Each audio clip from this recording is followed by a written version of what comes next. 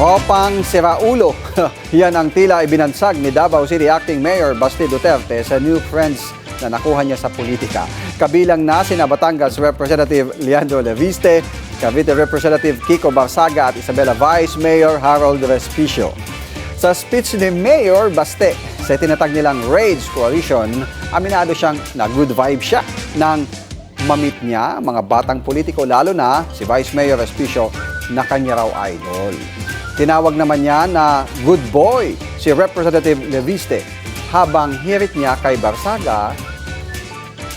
May isang isiraulo si Attorney Harold Respicio.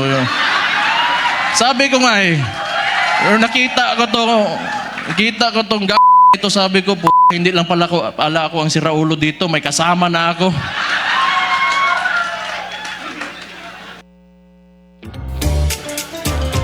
Wala yung isang isiraulo din, si Kiko Barsaga.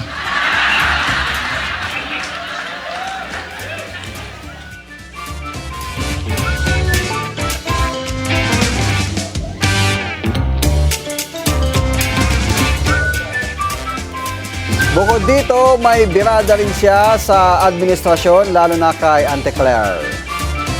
Ante Claire, masuko, magagalit na naman yan alam ko Sasagot na naman yan. Buwang?